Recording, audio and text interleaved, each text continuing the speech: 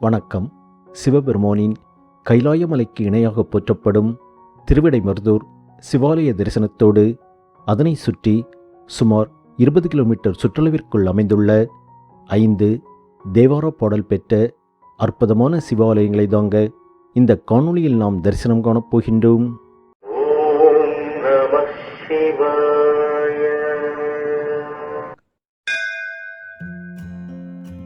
நமது திருத்தல பயணத்தில் முதலாவதாக கும்பகோணத்திலிருந்து சுமார் 7 கிலோமீட்டர் தொலைவில் அமைந்துள்ள திருபுவனம் கம்பகரேஸ்வரர் சிவாலயத்தை தாங்க தரிசனம் காணப் போகின்றோம்.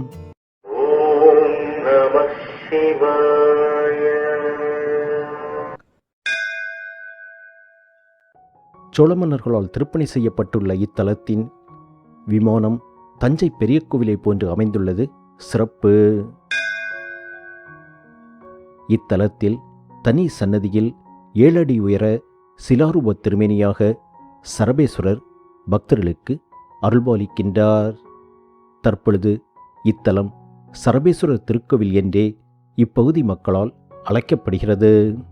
தென்னாடுடைய சிவனே போற்றி, என் நாட்டவர்க்கும் இறைவா போற்றி, ஈசனடி போற்றி, எந்தையடி போற்றி, தேசனடி போற்றி, சிவன் தேவடி போற்றி. சரபேஸ்வரரை வழிபட மனக்கஷ்டங்கள் அகலும் என்றும் மனதில் அமைதி நிலவும் என்றும் ஏவல் முதலான மறைமுக எதிரிகளின் தொல்லைகள் அகலும் என்றும் சரபேஸ்வரரின் பிரார்த்தனை சிறப்பாக சொல்லப்படுகிறது. தருமபுர ஆதீனத்தின் மேற்பார்வையில் உள்ள இக்கோவிலில் பங்குனி மாதம் பிரம்மோற்சவமும் அதனை அடுத்த ஞாயிற்றுக்கிழமைகளில் சரபேஸ்வர உற்சவமும் நடைபெறுகிறது.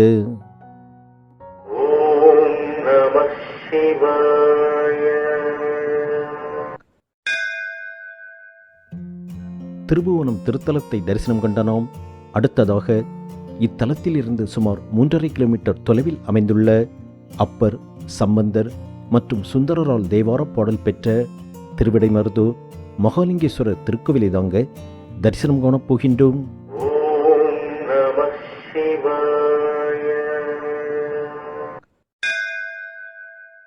காசிக்கு சமமாக போற்றப்படும் இத்தலத்தின் இறைவனிடத்தில் சரணாகதி அடைந்து மனதில் வேறு எந்த சலனமும் இல்லாமல் அவனையே நினைந்து இத்தலத்தின் முதல் பிரகாரத்தை வலம் வந்தால் அஸ்வமேத யாகம் செய்த பலனை பெறலாம் என்றும், 2வது சுற்று பிரகாரத்தை வலம் வந்தால் சிவபெருமானின் கைலாய பர்வதத்தையே சுற்றி வந்த பலன் கிடைக்கும் என்றும், 3வது திருச்சுற்றை வலம் வந்தால் முக்தி கிடைக்கப்பெறும் என்றும் இத்தலத்தின் பிரார்த்தனை சிறப்பாக சொல்லப்படுகிறது. கர்நாடக மாநிலத்தில் கொல்லூர் என்னும் இடத்தில் அருள்பாலிக்கும் மூகாம்பிகை அம்மனை போன்றே இத்தலத்தில் அருள்பாலிக்கும் மூகாம்பிகை அம்மனும் சக்திமிக்க தெய்வமாக கருதப்படுகின்றாள். இந்த அம்மனை வழிபட மாங்கல்ய பலம், குழந்தை செல்வம் முதலிய சகல ஐஸ்வர்யங்களும் கிடைக்கும் என்றும் இத்தலத்து அம்மனின் அருள் சிறப்பாக சொல்லப்படுகிறது. இத்தலத்தில் அமைந்துள்ள காருண்யா அமிர்த தீர்த்தம் சகல பாவங்களையும் போக்கவல்லது என்று தல வரலாறு கூறுகிறது. வரகுணபாண்டிய மன்னன் இத்தலத்து ஈசனை வழிபட்டு தன்னுடைய பிரம்மகத்தி தோஷத்தை போக்கிக் கொண்டதாக வரலாறு. பட்டினத்தார் இத்தலத்து இறைவனின் சிறப்பை பாக்களாக பாடியதாகவும் அறியப்படுகிறது. மேலும் பட்டினத்தாரின் சீடரான பத்திரகிரியார் இத்தலத்தில் முக்தி அடைந்ததாக சொல்லப்படுகிறது.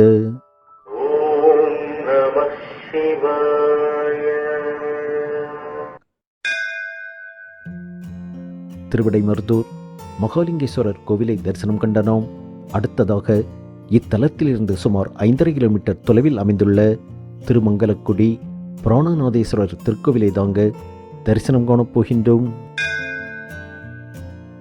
அப்பர் பெருமான் என்று அழைக்கப்பட்ட திருநாவுக்கரசர் மற்றும் திருஞான சம்பந்தரால் தேவார பாடல் பெற்ற இத்தலம் காவிரியாற்றின் தென்கரையில் அமைந்துள்ள தேவார பாடல் பெற்ற தலங்களின் வரிசையில் 38வது தலமாக போற்றப்படுகிறது.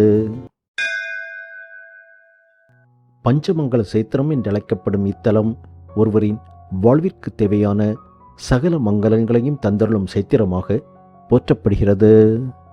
தென்னாடுடைய சிவனே போற்றி, எந்நாட்டவர்க்கும் இறைவா போற்றி, ஈசனடி போற்றி, எந்தையடி போற்றி, தேசனடி போற்றி, சிவன் தேவடி போற்றி.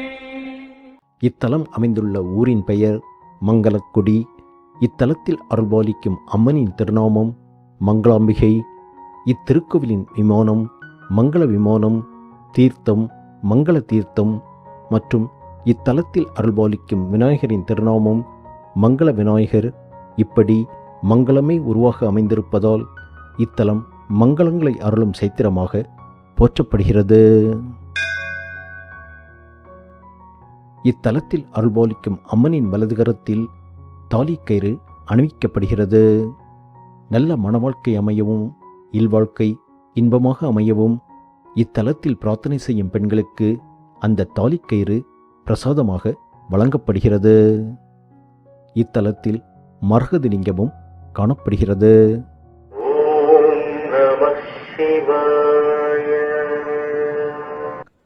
பங்குனி மாதத்தில் இத்தலத்தில் 10 நாட்கள் நடைபெறும் பிரம்மோற்சவ திருவிழாவில் ஈசனுக்கும் அம்மனுக்கும் திருக்கல்யாண விழா சிறப்பாக கொண்டாடப்படுகிறது. மாலையில் மாப்பிள்ளை அழைப்பு, மாலை மாற்று வைபவம், ஊஞ்சல் சேவை காட்சி என்று பல்வேறு சடங்கு சம்பிரதாயங்களுடன் ஈசனுக்கும் அம்மனுக்கும் நடைபெறும் திருமண வைபவத்தில் கலந்து கொள்ளும் பக்தர்களுக்கு திருமண விருந்தும் இத்தலத்தில் கொடுக்கப்படுகிறது. குலோத்துங்க சோழ மன்னன் உட்பட பல்வேறு சோழ மன்னர்கள் திருப்பணி செய்த தலம் இது. தற்பொழுது திருவாடுதுறை ஆதீனத்தின் மேற்பார்வையில் இத்தலத்தில் பூஜைகள் நடைபெறுகிறது. திருமங்கலக்குடி ஆலய தரிசனம் கண்ட நாம் அடுத்ததாக இத்தலத்தில் இருந்து சுமார் 2.5 கிலோமீட்டர் தொலைவில் அமைந்துள்ள தற்பொழுது ஆடுதுறை என்றழைக்கப்படும் தென்குரங்கோடுதுறை ஆபத் சகாயேஸ்வரர் திருக்கோவிலை தாங்க தரிசனம் காணப் போகின்றோம்.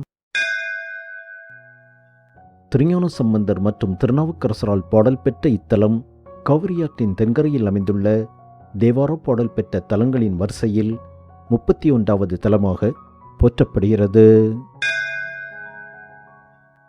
சுமார் 1500 ஆண்டுகளுக்கு மேல் பழமையான இத்தலத்தை சோழ அரசி செம்பியன் மாதேவியார் கற்றளியாக மாற்றியதாகவும் பல்வேறு சோழ மற்றும் பாண்டிய மன்னர்கள் இத்தலத்திற்கு திருப்பணி செய்துள்ளதாகவும் கல்வெட்டு தகவல்கள் தெரிவிக்கின்றது. தென்னாடுடைய சிவனே போற்றி, எந்நாட்டவர்க்கும் இறைவா போற்றி, ஈசனடி போற்றி, எந்தையடி போற்றி, தேசனடி போற்றி, சிவன் தேவடி போற்றி. ஒரு சமயம் நிறைமாத கர்ப்பிணியாக இருந்த பெண் இத்தலத்தில் தரிசனத்திற்காக வந்தபொழுது அவளுக்கு பிரசவ வலி எடுக்க, அந்த நேரத்தில் அவளுக்கு உதவியாக யாருமே இல்லாத நிலையில் இறைவனே செவிலித்தாயாக வந்து அவளுக்கு உதவியதாகவும் அதன் பிறகு அவள் நல்ல முறையில் குழந்தையை பெற்றெடுத்தாள் என்றும் இத்தலத்தின் தலைவரான வரலாறு கூறுகிறது.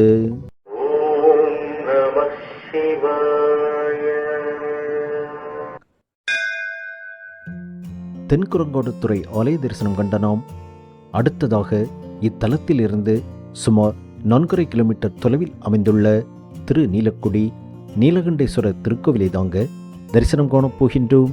அப்பர்வர்மான் என்றழைக்கப்பட்ட திருநாவுக்கரசரால் தேவார பாடல் பெற்ற இத்தலம் காவிரியாற்றின் தென்கரையில் அமைந்துள்ள தேவார பாடல் பெற்ற தலங்களின் வரிசையில் 32வது தலமாக போற்றப்படுகிறது. இத்தலத்தில் இறைவனுக்கு எண்ணெய் அபிஷேகம் செய்வது மிகவும் சிறப்பாக சொல்லப்படுகிறது.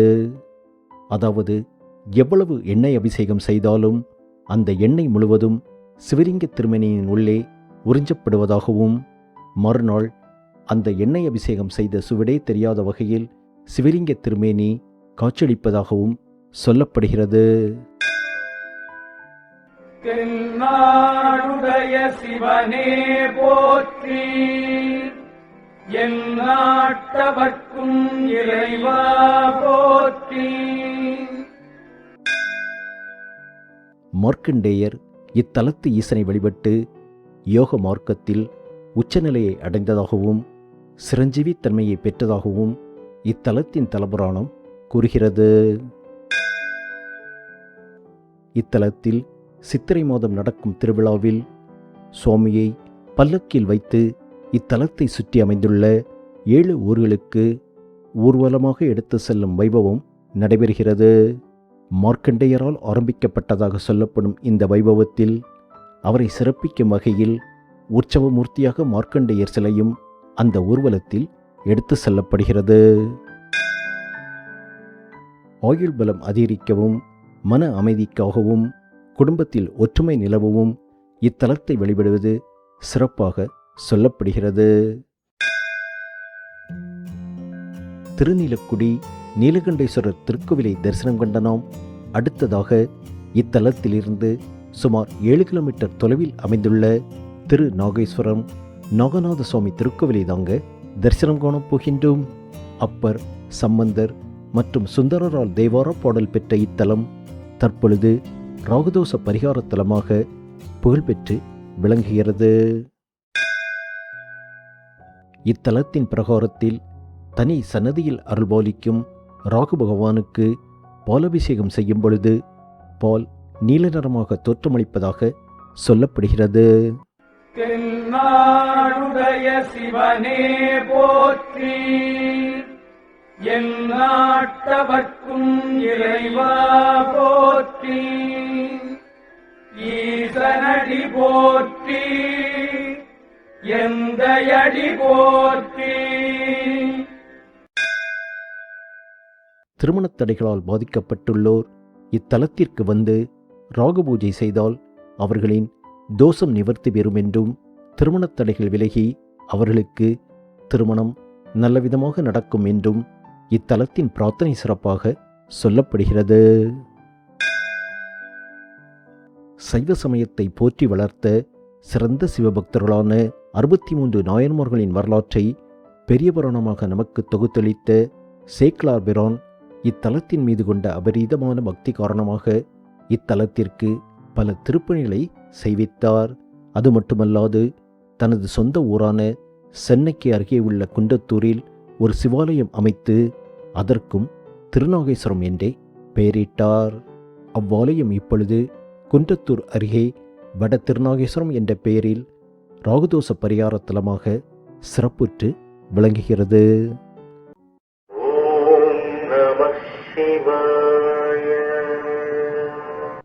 திருநாகேஸ்வரத்திலிருந்து கும்பகோணம் ரயில் நிலையம் சுமார் 5 கிலோமீட்டர் தொலைவில் அமைந்துள்ளது. நீங்கள் கும்பகோணத்தை அடைந்து உங்கள் திருத்தல பயணத்தை காலை 7 மணி அளவில் ஒரு வாடகை காரை அமர்த்தி கொண்டோ அல்லது உங்கள் சொந்த வாகனத்திலோ பயணப்பட்டால் இந்த 6 சிவாலயங்களையும் ஒரு பகல் பொழுதிற்குள், அதாவது மதியத்திற்குள் தரிசனம் காண முடியும். உங்கள் திருத்தல பயணத்தை திட்டமிடுவதற்கு வசதியாக இத்தலங்களின் அமைவிடம் பற்றிய தகவல்களை வீடியோ டிஸ்கிரிப்ஷனிலும் கொடுத்துள்ளோம். பார்த்து பயனடைவீர். உங்களுக்கு இந்த காணொளி பிடித்திருந்தால் உங்கள் நண்பர்களுக்கும் உறவினர்களுக்கும் மற்றும் ஆன்மீக அன்பர்களுக்கும் பகிருமாறு அன்புடன் கேட்டுக்கொள்கின்றோம். மீண்டும் ஒரு திருக்கோவில் தரிசனத்தில் சந்திப்போம். உங்கள் ஆதரவுக்கு நன்றி. வணக்கம்.